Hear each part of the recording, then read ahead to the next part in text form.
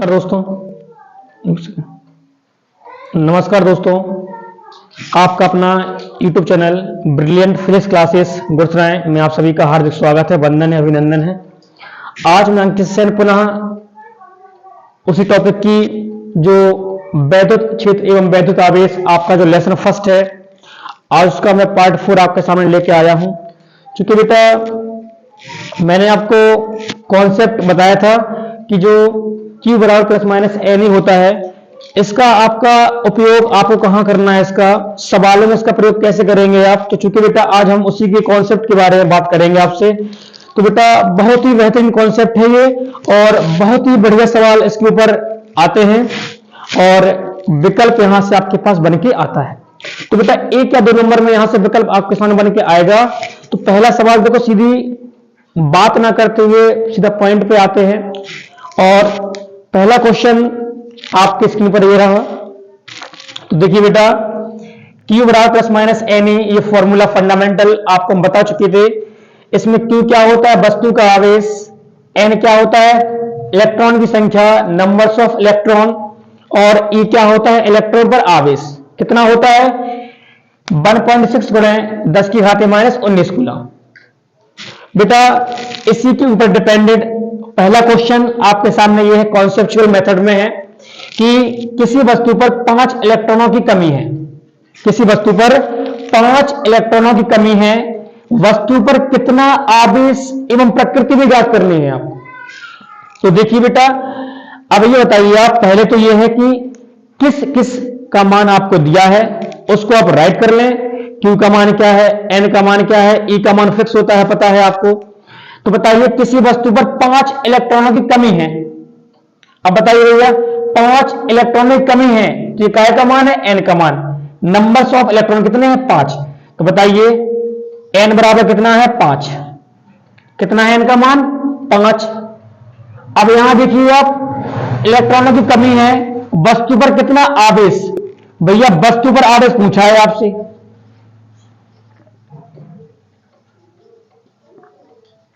आवेश पूछा है आपसे और इलेक्ट्रॉन पर आवेश आपको दिया है। इलेक्ट्रॉन पर आवेश पता है आपको कितना होता है, कितना होता है, E का मान कितना होता है, E बराबर 1.6 गुणे 10 की घात माइनस 19 कूलम। तो बेटा ये तो फिक्स होता है। अब यहां देखिए आप, आपका वही फंडामेंटल N का मान दिया है आपको और E का मान दिया है, Q आपको निकालना है।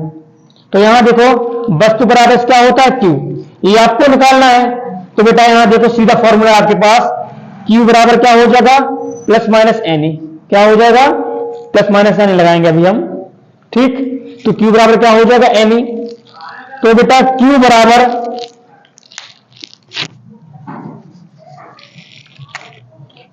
क्या होता है, एन। तो बेटा यहां देखिए आप, Q बराबर एन होता है। तो बेटा Q का मान आपको निकालना है, Q क्या है, वस्तु पर आवेश, Q आपको निकालना है बेटा। तो बताइए N कितना है, 5। N कितना है, 5।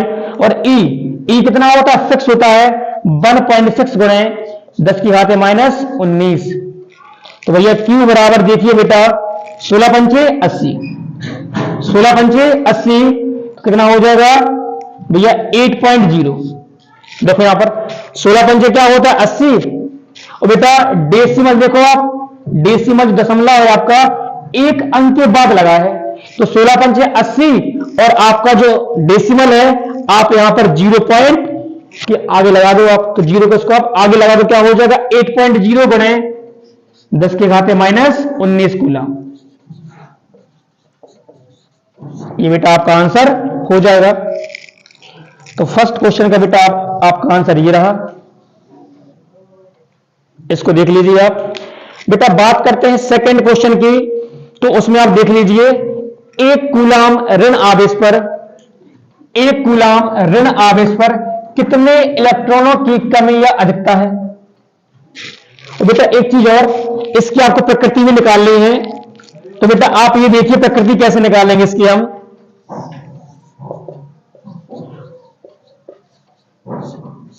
तो बेटा प्रकृति क्या होती है, प्रकृति ये होती है कि इलेक्ट्रॉन की कमी या अधिकता होने के बाद उस पर आवेश की जो मात्रा है वो ऋणावेश में या धनावेश में है, प्रकृति आपको ये निकालनी होती है। तो बेटा ये देखो आप कि 5 इलेक्ट्रॉनों की कमी हो रही है बेटा। आपको हमने कल बताया था कि जब इलेक्ट्रॉन की कमी होती है तो भैया धनावेश यानी प्रोटॉन वहां अधिक मात्रा में पड़ जाते हैं। यानी अगर नाभिक के चारों ओर जो इलेक्ट्रॉन घूमते हैं, अगर एक नाभिक से इलेक्ट्रॉन निकलता है बेटा तो वह दूसरे में चला जाता है, और वह दूसरे में बेटा वो जाएगा तो बेटा पहले वाले में जिससे वह जा रहा है, जिससे वह निकल रहा है बेटा, तो जिससे वह निकलता है उस वाले में प्रोटॉन की संख्या अधिक हो जाती है। होती है नहीं होती है? तो बताइए इलेक्ट्रॉन की कमी हो रही है, यानी इलेक्ट्रॉन की कमी हो रही है, यानी प्रोटॉन कैसे है? अधिक। इलेक्ट्रॉन की बेटा कमी हो रही है, क्या हो रही है? इलेक्ट्रॉन की कमी। जब इलेक्ट्रॉन की कमी हो रही है बेटा तो प्रोटॉन कैसे हो जाएंगे? अधिक। तो प्रोटॉन की संख्या कैसे हो जाएगी? तो बेटा प्रोटॉन की संख्या ज्यादा हो जाएगी, अधिक हो जाएगी। और जब इलेक्ट्रॉन की संख्या कम है तो प्रोटॉन की संख्या ज्यादा हो जाएगी। तो इस कंडीशन में प्रकृति कैसे हो जाएगी? धनावेश बेटा। कैसे हो जाएगी बेटा? धनावेश। तो प्रकृति कैसे हो जाएगी आपकी? धनावेश। फर्स्ट क्वेश्चन आपका कंप्लीट है बेटा। सेकंड क्वेश्चन पर आते हैं। देखिए यहां पर आप कि एक कूलाम ऋण आवेश पर कितने इलेक्ट्रॉनों की कमी या अधिकता है। तो बेटा यहां पर देखो आप, एक कूलाम ऋण आवेश पर कितने इलेक्ट्रॉनों की कमी या अधिकता है। तो बेटा यहां देखिए आप, एक कूलाम ऋण आवेश, तो बेटा आपको ये दिया है Q का मान। Q कितना है? 1 कूलाम। ठीक है बेटा। कितने इलेक्ट्रॉनों की, हाउ मेनी इलेक्ट्रॉन्स, आपसे कहा है कितने इलेक्ट्रॉन। तो बेटा n आपको निकालना है, नंबर्स ऑफ इलेक्ट्रॉन, कितने इलेक्ट्रॉन कमी या अधिकता है। तो बेटा आपको n निकालना है। तो n क्या है? Question mark. और बेटा E कितना होता है पता है आपको? 1.6 गुणे 10 के घाते -19 कूलाम के बराबर होता है। ये पता है सभी लोगों को, क्योंकि ये फिक्स होता है। तो बेटा वही फंडामेंटल, वही फॉर्मूला लगा दीजिए। Q बराबर क्या होता है? Ne। Q बराबर क्या होता है? Ne। तो बेटा यहां देखो पहले आप, Q कितना है आपके पास? 1। Q बराबर Ne। Q कितना है? 1 बराबर बेटा n तुम्हें निकालना है, फाइंड करना है, find the value of numbers of electron. तो बेटा आपको n निकालना है। E कितना है? 1.6 गुणे 10 के घाते -19। तो बेटा Q का मान 1 है, n आपको निकालना है। E कितना है? 1.6 गुणे 10 की घाते -19 कूलाम। अब बेटा आपको n का मान निकालना है, तो n बराबर, जब n का मान निकालना है तो बेटा ये वाली संख्या कहां चली जाएगी? 1 के बटे में, यानी क्या हो जाएगा? 1 बटा 1.6 गुणे 10 की घाते -19 हो जाएगा ना। अब बेटा यहां देखो 1.6 आपका जो पॉइंट है वह 1 डिजिट के आफ्टर लगाए ना, मतलब एक अंक के बाद लगाए ना, इसको काटिए, ऊपर एक बिंदी बढ़ जाएगी आपकी, बढ़ जाएगी ना। अब ये जो 19 घात है बेटा, अगर मैं इसको ऊपर ले जाऊं तो बताइए बेटा ये घात नीचे नेगेटिव है, ऊपर क्या में हो जाएगी? पॉजिटिव हो जाएगी। क्लियर सी बात है। तो बेटा n बराबर क्या हो जाएगा? 10। बेटा इसको ले जाओ ऊपर, क्या हो जाएगा? घात 19 पॉजिटिव हो जाएगी ना, बटे कितना है? 16। बेटा मैंने पॉइंट काटा, ऊपर एक बिंदी बढ़ गई, क्योंकि Q का मान 1 था। मैं इस घात को ले गया ऊपर, 19 को 19 को ले गया मैं ऊपर बेटा, तो घात कैसे हो जाएगी? पॉजिटिव। तो सही पॉजिटिव। अब बेटा यहां देखो, क्या 16 का घात इसमें जाएगा? नहीं जाएगा। तो बेटा क्या करेंगे हम? भैया ये 19 चाचा हैं, 19 से कहेंगे बेटा कि भैया आप अपना एक अंक हमको दे दो। तो भैया 19 वाले चाचा से हम उसका एक अंक ले लेंगे, सम्मान सहित। क्या हो जाएगा बेटा? 10 तो है ही, और एक जीरो और ले लेंगे उससे, हम तो 100 हो जाएगा। अब बेटा अगर इनके 19 में से हमने एक को उठा लिया तो बचे कितना है बेटा? 18 बचे चाचा के पास, बटे कितना है? 16। अब आप बताइए कि बेटा 16 से आप कट कीजिए इसको, 100 को, तो क्या हो जाएगा? अगर बेटा मैं 16 का भाग कर दूं, अगर मैं 16 का भाग करूं कितने में? 100 में, तो बेटा क्या हो जाएगा? 16 छक्का 96, कितना बच रहा है? 4। सर तो भाग ही नहीं जा रहा है। तो बेटा भाग तो जाएगा कैसे? अगर मैं आप पॉइंट लगा दूं, मैं यहां बिंदु लगा दूं, 16 दूनी 32, कितना बचा बेटा? 8। फिर लगा दो बिंदी, 16 पंचे 80, कितना हो जाएगा? कट जाएगा। तो देखिए बेटा, अगर मैंने इसको काटा 16 एकम 16, 16 से काटा मैंने 6.25, ठीक। तो यहां देखिए आप क्या बचा, n बराबर 6.25 गुणे 10 की घात 18, 10 की घात 18। लेकिन बेटा आप ये बताओ, अच्छा क्या किसी भी वस्तु से इलेक्ट्रॉन, ये आपका आंसर सही है गलत नहीं है, लेकिन आपको एक बात हमेशा नोट करनी है कि किसी भी वस्तु से इलेक्ट्रॉन जब निकलते हैं बेटा, तो वह सवा और साढ़े के रूप में कभी नहीं निकलते हैं, एक पूर्ण संख्या के रूप में निकलते हैं। हमने आपको बताया था कि प्रकृति में जो आवेश होता है वह एक निश्चित न्यूनतम संख्या के पूर्ण गुणज के रूप में होता है। तो बेटा संख्या पूर्ण गुणज हो चाहिए। अब बताइए, क्या कभी वस्तु से 6.15 इलेक्ट्रॉन निकले हैं क्या? क्या कभी किसी वस्तु से 6.25 इलेक्ट्रॉन निकले हैं क्या? नहीं, ऐसे निकलते हैं। इलेक्ट्रॉन निकलते हैं एक गुणज के रूप में, एक संख्या के रूप में निकलते हैं। बेटा यहां देखो आप, जैसे n बराबर लिखा आपका 6.25 गुणे 10 की घात 18। अगर बेटा मैं यहां पर, आप खुद देख लीजिए, अगर मैं यहां एक पॉइंट काटूं, सॉरी यहां देखिए आप, जो पॉइंट लगा है आपका वो 2 अंकों के बाद लगा है, लगाने में 2 अंकों के बाद। अगर बेटा मैं यहां पॉइंट काटूं तो बेटा दो बिंदु नीचे बढ़ जाएंगी, क्योंकि 6.25 था ना। अभी जो डेसिमल आपका दशमलव था 2 अंक के बाद लगा था, मैंने उसको काट दिया, नीचे 2 बिंदु बढ़ जाएंगे आपकी। अब बेटा अगर मैं इन्हीं 2 बिंदु को ऊपर ले जाऊं तो n बराबर क्या हो जाएगा, 625 गुणे 10 की घात 18 तो है ही, और 2 बिंदु में इसको ले जाऊं ऊपर तो बताओ 10 की घात -2 हो जाएगा। अरे 10 की घात 2 तो है ही, 100 को हम क्या लिखते हैं, 10 की घात 2। अगर मैं इसको ले जाऊं ऊपर तो घात -2 हो जाएगी बेटा। तो 18 में से 2 क्या बचेगा, n बराबर 625 गुणे 10 की घात 16 इलेक्ट्रॉन। तो बेटा ये था आपका आंसर। और ये दोनों क्वेश्चन बेटा आपके वेरी इंपॉर्टेंट है, और क्वेश्चंस के अकॉर्डिंग बेटा, आपके एग्जाम के अकॉर्डिंग इन दोनों क्वेश्चंस में से बेटा आपका एक विकल्प 1 नंबर का आपको मिलेगा, या 2 नंबर का सवाल आपका यहीं से बन के आपको आ सकता है। तो उम्मीद करते हैं, आशा रखते हैं कि आप इसको समझ गए होंगे एक बेहतर ढंग के साथ। तो बेटा इसका आप स्क्रीनशॉट ले लीजिए, देख लीजिए इसको आप।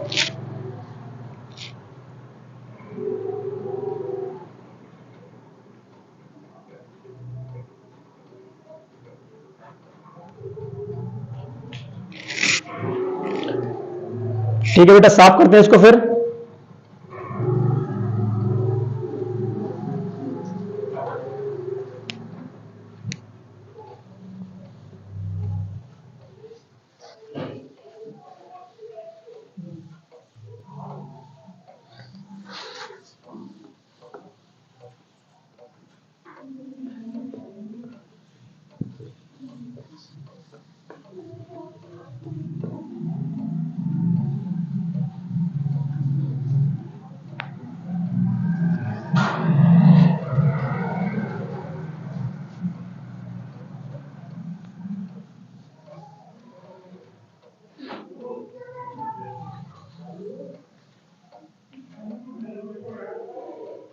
तो बेटा आपसे आशा करते हैं कि आपको बेटा अच्छे से आ गया होगा। चलिए बेटा आगे बढ़ते हैं। बेटा जो इस लेसन का आपका वेरी इंपॉर्टेंट जो फंडामेंटल्स आपका रूल्स है, नियम है बेटा, उसको बोलते हैं कूलाम का नियम। तो बेटा यहां पर आप देखिए कि जो कूलाम का नियम है आपका,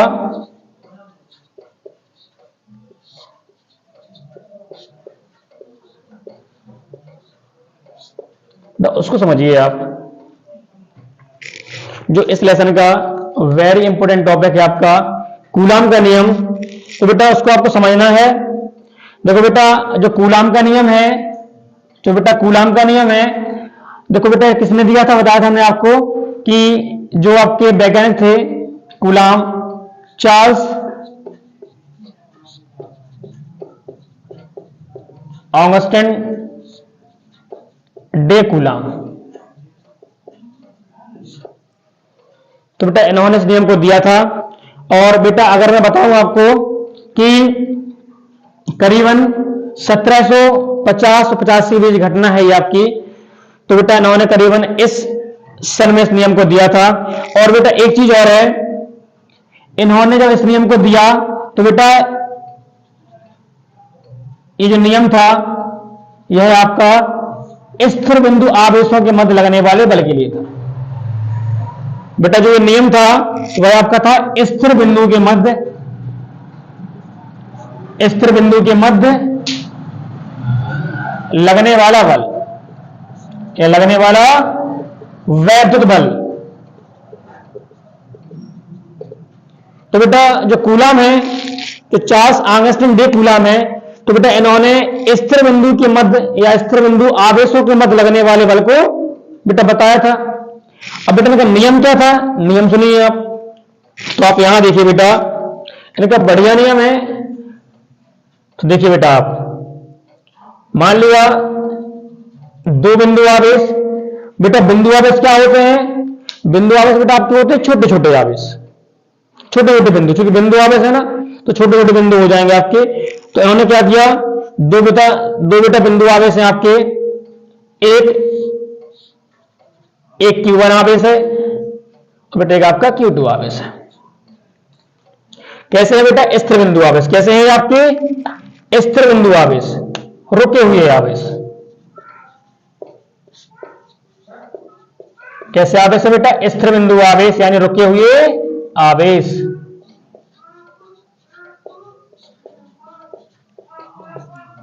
ठीक है बेटा, दो आवेश है, स्थिर बिंदु आवेश Q1 Q2। बेटा इनके बीच की दूरी कितनी है, r। बेटा इनके बीच की दूरी कितनी है, r। ठीक। तो बेटा और इन दो आवेशों के बीच एक बेटा लगने वाला फोर्स होता है बेटा आपका, जिसको हम बोलते हैं F। अच्छा ये F क्या होता है, लगने वाला वैद्युत बल, लगने वाला वैद्युत बल। और बेटा इसी को हम क्या बोलते हैं, बेटा इसी को हम बोलते हैं आकर्षण एवं प्रतिकर्षण बल। ठीक है बेटा, तो यहां देखिए आप, किन्हीं दो स्थिर बिंदु हैं आपके पास, Q1 Q2 आवेश हैं, इनके बीच की दूरी r है। मतलब जो स्थिर बिंदु आवेश Q1 Q2 है वह एक दूसरे से r दूरी पर स्थित है। इनके बीच यानी आवेशों के मध्य लगने वाला बल क्या है, F है। इसी को हम क्या बेटा क्या बोलते हैं, वैद्युत बल या आकर्षण एवं प्रतिकर्षण बोलते हैं इसको हम। बेटा नियम क्या बनता है, सुनिए एक बार आप। फॉर्मूला होता है F समानुपाती Q1 इंटू Q2 बटे R स्क्वायर। बेटा ये होता है नियम। और यहां इसको आपको देखना है कि बेटा परिभाषा कैसे बनाएंगे हम। तो बेटा देखिए यहां पर आप, तो बेटा Q1 Q2 क्या होते हैं, स्थिर बिंदु आवेश। बेटा दो आवेश है नहीं है, दो बिंदु है, तो क्या हो जाएगा, किन्हीं दो स्थिर बिंदु आवेश, किन्हीं दो स्थिर बिंदु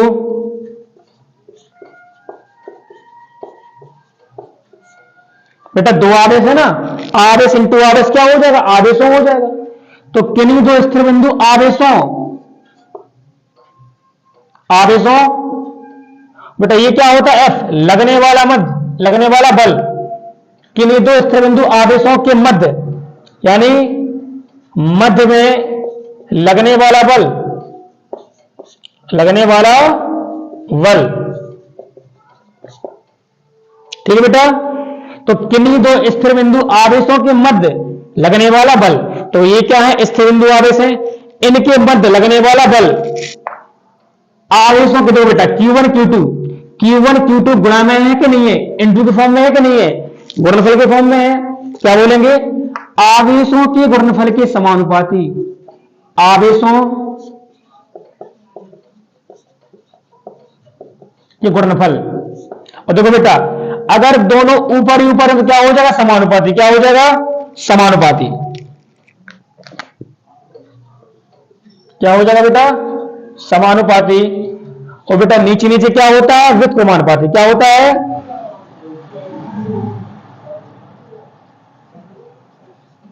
व्युत्क्रमानुपाती। तो देखिए बेटा आप, F समानुपाती Q1 Q2 बटे आर स्क्वायर। अब बेटा यहां पर R क्या होती है, तो R होती है बेटा आवेशों के बीच की दूरी। ये क्या होती है, बीच की दूरी। बीच की दूरी स्क्वायर लगा, इसको बोलते हैं बीच की दूरी का वर्ग, क्योंकि स्क्वायर लगा है ना, क्या होता है बीच की दूरी का वर्ग। बेटा अगर मैं आपको बताऊं तो आपने क्लास 11th में पढ़ा होगा, चूंकि जो न्यूटन चाचा आए थे उन्होंने दिया था F बराबर जी m1 m2 बटे आर स्क्वायर। उन्होंने कहा द्रव्यमानों के लिए, और ये जो ये कूलम साहब इन्होंने कहा नहीं आवेशों के लिए। उसमें द्रव्यमान के पिंड थे, इसमें क्या है, इसमें आवेश भी है, तो वही कंडीशन। तो बेटा क्या है, देखो यहां पर F समानुपात है Q1 Q2 बटे आर स्क्वायर। तो बेटा Q1 Q2 क्या है, दो स्थिर बिंदु आवेश है, रुके हुए आवेश है, सूक्ष्म आवेश है। तो बेटा किन्हीं दो स्थिर बिंदु आवेशों के मध्य, किन्हीं दो स्थिर बिंदु आवेशों के मध्य लगने वाला कौन सा बल, लगने वाला आकर्षण एवं प्रतिकर्षण बल।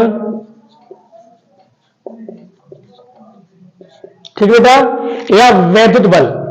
तो बेटा किन्हीं दो बिंदु आवेशों के मध्य, या किन्हीं दो स्थिर बिंदु आवेशों के मध्य लगने वाला आकर्षण एवं प्रतिकर्षण बल, उनके गुणनफल के, चूंकि भाग फॉर्म है कि नहीं, तो उनके गुणनफल के समानुपाती, चूंकि ऊपर ऊपर क्या हो जाएगा समानुपाती, तो उनके आवेशों के गुणनफल के समानुपाती, एवं आर क्या है, बीच की दूरी का वर्ग, इसको लगाया ना, एवं बीच की दूरी के वर्ग के, चूंकि अपॉन में क्या हो जाएगा, व्युत्क्रमानुपाती हो जाएगा। चूंकि ये जो फोर्स होता है, ये जो बल होता है, ये जो आपका आकर्षण एवं प्रतिकर्षण बल होता है बेटा, तो ये बेटा आवेशों के गुणनफल कैसा होता है, समानुपाती। सामने सामने क्या होता है, समानुपाती। तो बेटा ये जो बल है, तो इन आवेशों का गुणनफल कैसा होता है, समानुपाती। जबकि जो बीच की दूरी का वर्ग होता है, उसके कैसा होता है, व्युत्क्रमानुपाती। ठीक बेटा, अगर दूरी, बेटा यहां देखिए आप, तो क्लियर है आपको एक बार में, तो किन्हीं दो नियम क्या बनाएंगे आप, यहां लिख दे रहे हैं हम, आप देख लीजिए।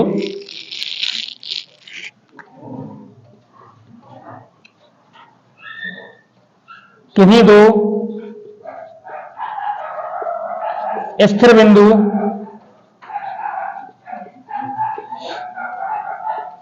आवेशों के मध्य लगने वाला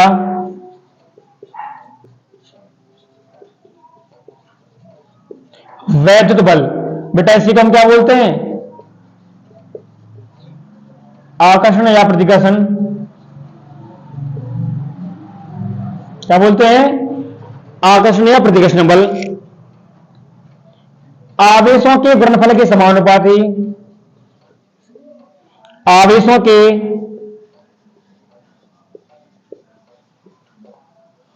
गुणनफल के समानुपाती एवं, देखिए बेटा, किन्हीं दो स्थिर बिंदु आवेशों के मध्य लगने वाला आकर्षण एवं प्रतिकर्षण बल, उनके गुणनफल के समानुपाती, एवं बीच की दूरी के वर्ग के कैसा होता है, व्युत्क्रमानुपाती होता है। एवं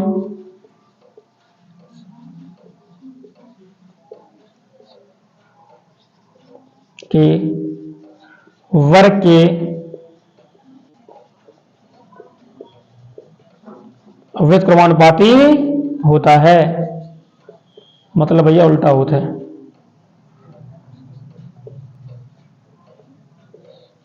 तो देखिए बेटा आप, ये आपका नियम लिखा है, कूलाम का नियम, बेटा यही आपका नियम लिखा है। तो माना फलाना आप लिख लीजिए स्टार्टिंग में। नियम क्या है, किन्हीं दो स्थिर बिंदु आवेशों के मध्य लगने वाला, किन्हीं दो स्थिर बिंदु आवेशों के मध्य लगने वाला आकर्षण एवं प्रतिकर्षण बल, उनके आवेशों के गुणनफल के समानुपाती एवं बीच की दूरी के वर्ग के व्युत्क्रमानुपाती होता है। बेटा ये था आपका नियम, स्क्रीनशॉट ले लीजिए आप। बढ़ते हैं आगे।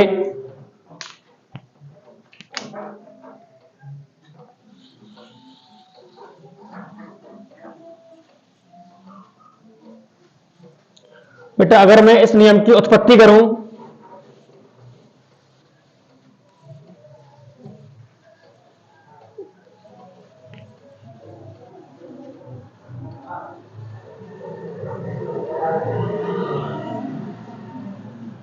अगर बेटा मैं इस नियम की उत्पत्ति करूं आपसे, तो देखिए आप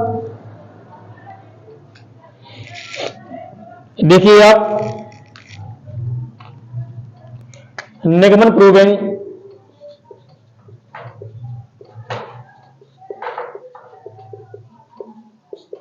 यह सिद्ध करना है। बेटा फॉर्मूला क्या अपने पास, F समानुपाती Q1 इंटू Q2 बटे आर स्क्वायर। तो बेटा प्रूविंग कैसे करेंगे, फर्स्ट कंडीशन क्या बनेगी, जो बल है, बेटा फर्स्ट कंडीशन क्या बनेगी आपकी, जो बल है बस समानुपाती का है कि Q1 और Q2 यानी आवेशों के गुणनफल के। तो बेटा प्रूविंग कैसे करेंगे, जो बल है बस समानुपाती का है कि आवेशों के गुणनफल के। बेटा सेकंड कंडीशन क्या बनेगी आपके पास, कि जो बल है वो व्युत्क्रमानुपाती का है कि 1/r², मतलब दूरी के वर्ग कैसा व्युत्क्रमानुपाती है। सेकंड पॉइंट आपका बन गया।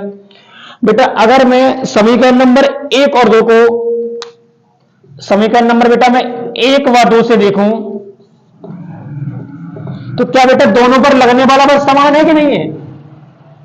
बेटा दोनों में F बल कॉमन है कि नहीं, क्या हो जाएगा, F बल दोनों में कॉमन है, तो F समानुपाती क्या हो जाएगा, Q1 इंटू Q2 बटे आर स्क्वायर। क्या हो जाएगा, F दोनों में कॉमन है, F बराबर या F समानुपाती Q1 Q2 बटे आर स्क्वायर। अब बेटा यहां देखो आप, F बराबर, अगर मैं इसको चिन्ह को हटाऊं तो बेटा चिन्ह आता है बराबर का, और एक कांस्टेंट आता है K। एक कांस्टेंट क्या आता है, K, इसको बोलते हैं कांस्टेंट नियतांक K इंटू Q1 Q2 बटे क्या होता है आर स्क्वायर। तो बेटा यहां देखिए आप, F इसको हटाया, चिन्ह आया बराबर का, एक कांस्टेंट आया K, Q1 Q2 बटे आर स्क्वायर। अब यहां देखिए, चूंकि जो K होता है कांस्टेंट वैल्यू होती है, और बेटा इसका मान क्या होता है 4 पाई या 1/4 पाई एप्सिलॉन 0, 1/4 पाई 4 पाई एप्सिलॉन 0। बेटा इसको हम क्या बोलते हैं, एप्सिलॉन 0। इसको बेटा हम क्या बोलते हैं, एप्सिलॉन नॉट या एप्सिलॉन 0 या एप्सिलॉन नॉट।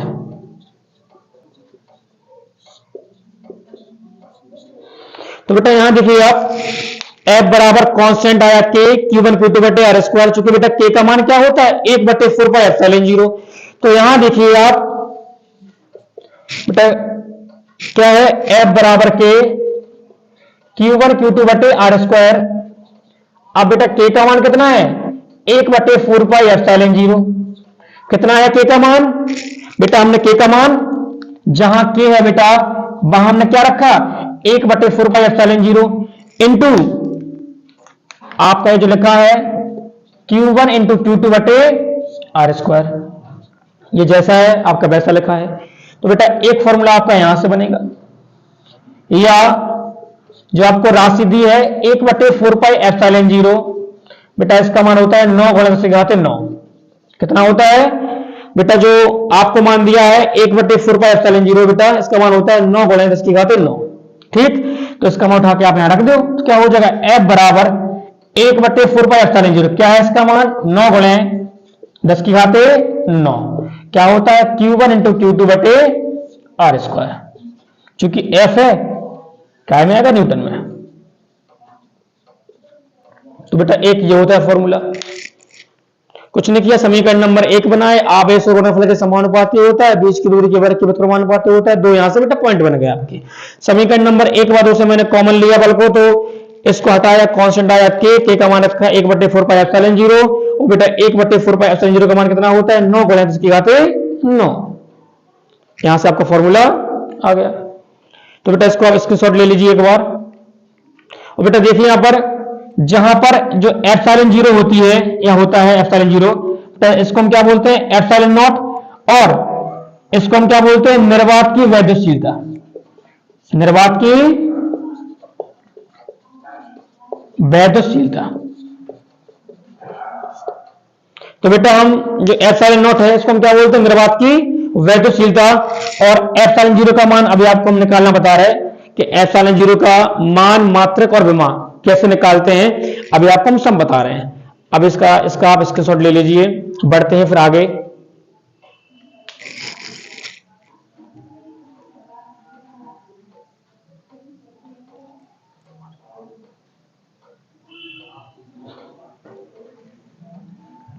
चलिए देखिए,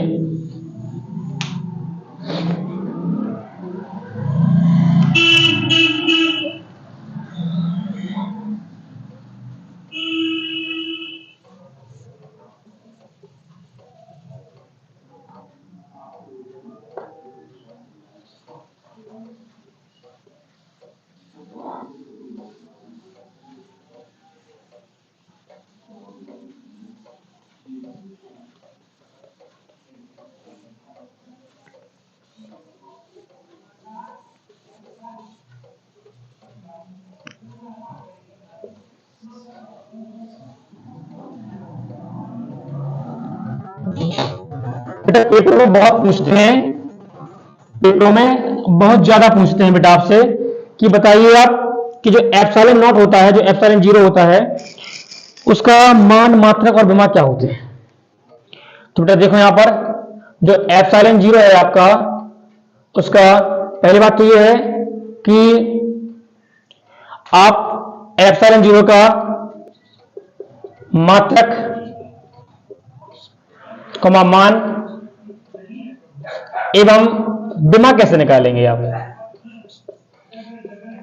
तो देखिए बेटा, फंडामेंटल आपके पास है, फॉर्मूला होता है एफ बराबर 1/4πε0 इंटू Q1 Q2/R²। ये फॉर्मूला होता है आपके पास। अब यहां देखिए आप, चूंकि आपको निकालना है एप्सिलॉन जीरो का मात्रा निकालना है, कैसे निकालेंगे आप। तो बेटा यहां पर देखो आप इसके अपॉन में 1 कर देंगे और क्रॉस मल्टीप्लाई कर देंगे आप। तो यहां देखो ये बेटा, ये संख्या 4πε0 और R², बेटा दोनों नीचे है कि नहीं है, तो मल्टीप्लाई में हो जाएंगे, क्या हो जाएगा, ये दोनों संख्या कहां पहुंच जाएंगी, एफ के साथ, क्योंकि 4πε0 और इंटू R²। अगर दोनों संख्या नीचे हैं तो इनका मल्टीप्लीकेशन कहां पहुंच जाएगा, एफ के पास। तो क्या हो जाएगा, एफ इंटू एफ गुणे 4πε0 into R², F into 4πε0 into R² बराबर क्या है बेटा आपका, Q1 इंटू Q2। अब बेटा अगर मैं यहां से एप्सिलॉन जीरो का मान आपको निकालना है, क्योंकि बेटा आपको निकालना है एप्सिलॉन जीरो का मात्रक, तो बताइए आप, जब एप्सिलॉन जीरो का मात्रक आपको निकालना है तो ये जैसा है वहीं रहेगा, और जो बचा है, और बेटा एक चीज और, इसमें 4π क्या है, कांस्टेंट वैल्यू, 4π क्या है, कांस्टेंट, क्या है, कांस्टेंट वैल्यू, यानी नियतांक मान। और बेटा नियतांक मान 1 2 4 6 π/4, 3π/4, 2π/4, जितने कांस्टेंट वैल्यू वो सबको हम छोड़ देते हैं, को हम हटा देते हैं, छोड़ देते हैं, या छोड़ देते हैं। तो बेटा यहां देखिए आप, जो एप्सिलॉन जीरो का मान निकालना है आपको, तो बेटा जो 4π कांस्टेंट इसको हटा देंगे हम। तो बेटा जब आपको एप्सिलॉन जीरो का मान निकालना तो क्या बचा आपका, ये जैसा है जहां है वहीं रहेगा, क्योंकि इसका मान निकालना है। एफ इंटू R² कहां पहुंच जाएंगे, Q1 Q2 के बटे में। तो Q1 into Q1 into Q2 बटे क्या हो जाएगा, F into R², F into R²। बेटा बहुत ही सिंपल भाषा में इसका हम मात्रा निकालने वाले हैं, बिल्कुल टेंशन नहीं, आपको बिल्कुल चिंता नहीं करनी है, आपके साथ पूरे तन्मयता से हम खड़े हैं। आपको जहां भी समस्या हो आप कमेंट बॉक्स में आप कमेंट कर दें, आपका रिप्लाई आपको दिया जाएगा। यहां देखिए आप एप्सिलॉन जीरो बराबर, क्योंकि Q1 क्या होता है, आवेश, Q1 क्या है, आवेश, Q2 भी क्या है, आवेश, F क्या होता है, बल, R क्या होती है, दूरी, बीच की दूरी, स्क्वायर स्क्वायर लगा दो, बिल्कुल नहीं घबराना है। तो बेटा यहां देखो एप्सिलॉन जीरो बराबर, आवेश का मात्रक क्या होता है, कूलाम, चाचा बताए थे आपको हम, आवेश का मात्रक क्या होता है, कूलाम, ये भी आवेश है, क्या हो जाएगा, कूलाम, बटे बल का मात्रक क्या होता है, न्यूटन, चाचा, इंटू दूरी का मात्रक क्या होता है, मीटर, स्क्वायर लगा दो। तो बेटा यहां देखिए आप, बढ़ते हैं आगे, एप्सिलॉन जीरो बराबर कूलम इंटू कूलम क्या होता है, कूलम स्क्वायर, क्या हो जाएगा, कूलम स्क्वायर बटे न्यूटन मीटर स्क्वायर। बेटा बटे को हम क्या बोलते हैं? प्रति। क्या बोलते हैं? प्रति। तो बेटा क्या हो जाएगा? बटे लगा दो आप, क्या हो जाएगा? Coulomb into coulomb, coulomb square बटे न्यूटन मीटर स्क्वायर,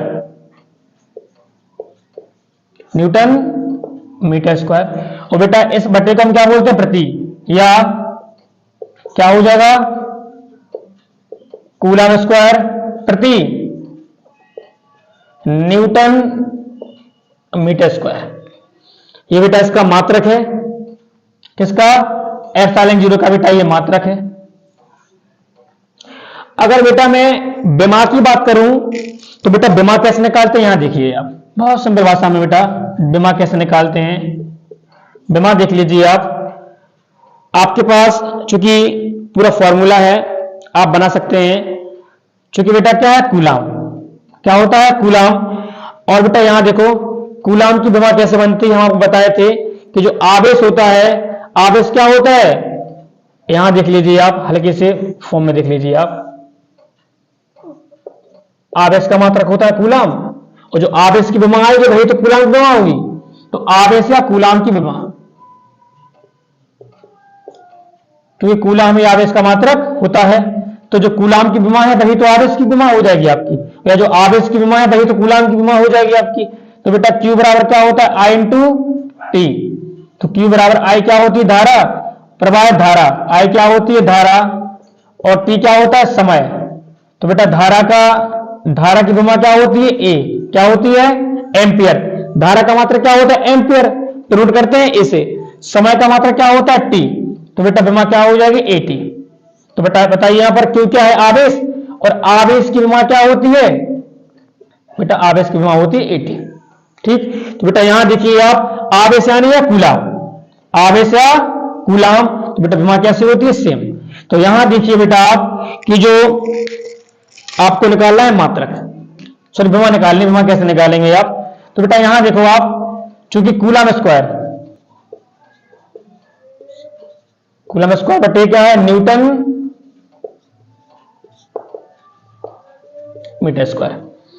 तो बेटा जो मात्रक है उसी से हम विमा निकालना सीख जाएंगे। कूलम स्क्वायर बटे newton metre square, coulomb square बटे न्यूटन मीटर स्क्वायर। तो बेटा कूलम की विमा क्या होती है? AT। क्या होती है? AT। स्क्वायर स्क्वायर लगा दो। न्यूटन की विमा क्या होती है? देखो न्यूटन, कूलम क्या होता है? AT।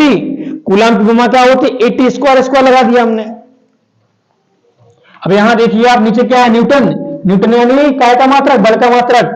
बल की विमा क्या होती है? MLT minus two, MLT minus two into metre, metre यानी लंबाई का मात्रक, विमा क्या होती है? L। स्क्वायर स्क्वायर लगा दो। अब बेटा यहां देखो आप, चूंकि जो AT है इसमें लगाया पूरे का होल स्क्वायर, जो आपका AT है इसमें लगाया आपका पूरे का होल स्क्वायर। तो बेटा क्या हो जाएगा? A square T square, A square T square, दोनों का स्क्वायर हो जाएगा A स्क्वायर T स्क्वायर बटे, बेटा बड़ा क्वेश्चन लगा दीजिए आप। देखो यहां पर M सिंगल टाइम है, M सिंगल टाइम है। अब देखो यहां पर L की घात यहां पर एक मान सकते हैं ना, क्योंकि एक घात कॉमन घात होती है पता है, तो L की घात एक तो मान सकता था, और दो यहां पर है तो गुणा में घातें जुड़ती हैं, गुणा में घातें जुड़ती है, तो क्या हो जाएगा? एक घात यहां पर, दो घात यहां पर, क्या हो जाएगा? LQ। क्या हो जाएगा? LQ। और बेटा T सिंगल अकेले है तो क्या हो जाएगा? T माइनस टू हो जाएगा। अब यहां देखो आप, अगर बेटा मैं देखो आप, M की घात एक होती है लेकिन दिखती नहीं है आपको, M की घात एक होती है लेकिन दिखती नहीं है आपको। अगर बेटा मैं इन सबको ले जाऊं ऊपर, अगर बेटा मैं इन सबको ले जाऊं ऊपर, तो आप बताइए जो घात नेगेटिव है वो हो जाएगी पॉजिटिव, और जो है पॉजिटिव वो कैसे हो जाएगी? नेगेटिव। साइन चेंज हो जाएंगे बस। तो बेटा यहां देखो आप, A स्क्वायर जैसा है वैसा रहने दो, T स्क्वायर जैसा है वैसा रहने दो, इन सबको ले जाओ ऊपर आप, तो M की घात एक है, मान सकते हैं एक होता है कांस्टेंट यानी कॉमन वैल्यू होती है, तो M को ले जाओ ऊपर आप, क्या हो जाएगा? M minus one, positive one है नेगेटिव वन हो जाएगा ऊपर। LQ, L घात तीन है, नेगेटिव पॉजिटिव है, ऊपर काय में हो जाएगी? नेगेटिव। बेटा T माइनस टू, इसको ले जाओ ऊपर, काय में हो जाएगा? प्लस टू में हो जाएगा। अब आप खुद देख लीजिए, तो बेटा लिखने का क्रम होता है ML2 MLT थीटा और A। बेटा लिखने का क्रम होता है इनका एम एल टी थीटा और ए। बेटा ये विमाओं का लिखने का क्रम होता है एम एल टी थीटा और ए। तो बेटा यहां देखिए आप, पहले कौन आता है एम माइनस वन। क्या एम कहीं और है? नहीं, कहीं नहीं है एम। तो बेटा क्या हो जाएगा एम माइनस वन, और देखिए एम के बाद कौन आता है एल, हाँ एल माइनस थ्री। तो बेटा यहां लिख दीजिए, लो इसको आप यहां पर देख लीजिए। तो बेटा यहां देखो आप M minus one capital M कर दीजिए आप। बेटा एम के बाद क्या आता है एल, एल माइनस तीन, कहीं और एल नहीं है भैया। हाँ एम एल टी, टी दो जिए हैं घात, दो घात ये हैं बेटा, दो घात जिए हैं, दो घात जिए हैं, दो तो क्या हो जाएगा चार, मल्टीप्लाई में घात हो जाएंगी, वो क्या हो जाएगा ए स्क्वायर। तो बेटा विमा क्या बन जाएगी M minus one L minus three T four A square. बेटा फिर देख लीजिए एक बार आप, ए स्क्वायर टी स्क्वायर, इन सबको लेकर हम ऊपर क्या हो जाएगा आपका M minus one L Q L minus three, दो दो चार टी फोर और ए स्क्वायर। बेटा विमा निकल गई आपकी। अगर बेटा मैं आपसे बात करूं तीसरे पॉइंट, बेटा यहां पर आ जाइए आप। अगर मैं बात करूं आपसे एप्सिलॉन जीरो का मान, एप्सिलॉन जीरो का मान, तो बेटा मान क्या होता है देखिए आप, आपने पढ़ा है फॉर्मूला बेटा अभी यार, क्या होता है कि एक बटे फोर पाई एप्सिलॉन जीरो का मान क्या होता है 9 गुणे 10 की घात 9। ठीक है बेटा, बताइए आप कि एक बटे फोर पाई एप्सिलॉन जीरो का मान क्या होता है 9 गुणे 10 की घात 9। ठीक बेटा, इतने होता है पता है। अच्छा पाई की वैल्यू क्या होती है, एक चीज और, अगर मैं इसका क्रॉस मल्टीप्लाई करवाऊं तो बताओ, हमें चूंकि एप्सिलॉन जीरो का मान निकालना है, कैसे निकालेंगे मान, तो आप खुद देख लीजिए। अगर इसका मल्टीप्लाई करवाऊं क्या हो जाएगा 4 पाई एप्सिलॉन जीरो मल्टीप्लाई 9 गुणे 10 की घात 9। चूंकि इस पूरे का मल्टीप्लाई में हो जाएगा बराबर क्या हो जाएगा एक, क्या हो जाएगा एक एकम एक। अब बेटा हमें एप्सिलॉन जीरो का मान निकालना है, तो बाकी सब कहां चला जाएगा एक के बट्टे में, तो क्या हो जाएगा 4 पाई कहां जाएंगे भैया एक के बट्टे में, और ये 9 गुणे 10 की घात 9 कहां जाएंगे, ये भी भैया आपके एक के बट्टे में चले जाएंगे। तो आप देखिए चूंकि हमें एप्सिलॉन जीरो का मान निकालना है, तो 4 पाई और 9 गुणे 10 की घात 9 ये सब एक के बट्टे में चले जाएंगे। अब बताइए एप्सिलॉन जीरो बराबर एक बटे, बेटा पाई का मान क्या होता है 3.14। ठीक, तो क्या हो जाएगा 4 गुणे पाई का मान क्या है 3.14 गुणे 9 गुणे 10 की घात 9। तो बेटा आप सॉल्व करेंगे, यहां देखिए आप, चूंकि बेटा मैंने पॉइंट काटा, अच्छा पॉइंट कितने अंक के बाद लगा है 2 अंक के बाद, तो बेटा मैंने क्या किया इस पॉइंट को मैंने काट दिया, ऊपर 2 बिंदी बढ़ जाएंगी आपकी, चूंकि डेसिमल 2 अंक के बाद लगा था आपका। तो यहां देखो आप गुणा करते हैं 9 चौको 36, तो क्या हो जाएगा एप्सिलॉन जीरो बराबर, बेटा इस घात को भेजते हैं ऊपर, तो 100 गुणे 10 की घात -9 हो जाएगा ऊपर, इसको हम भेज देंगे ऊपर, बटे इस घात को मैंने ऊपर भेज दिया नेगेटिव हो जाएगा, 9 चौको 36 गुणे 314। बेटा अगर आप इनको पूरा सॉल्व करेंगे तो आपका आंसर आएगा 8.85 गुणे 10 की घात -12। बेटा आप सॉल्व कर लेना, क्या आएगा इसका आंसर 8.85 गुणे 10 के घात -12। और बेटा एप्सिलॉन जीरो का मात्रक क्या होता है कूलम स्क्वायर प्रति न्यूटन मीटर स्क्वायर, क्या होता है कूलम स्क्वायर प्रति न्यूटन मीटर स्क्वायर।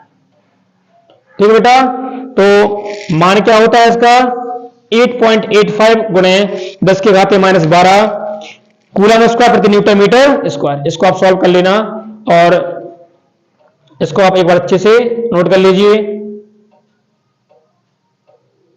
और बेटा आज के लिए केवल इतना ही, और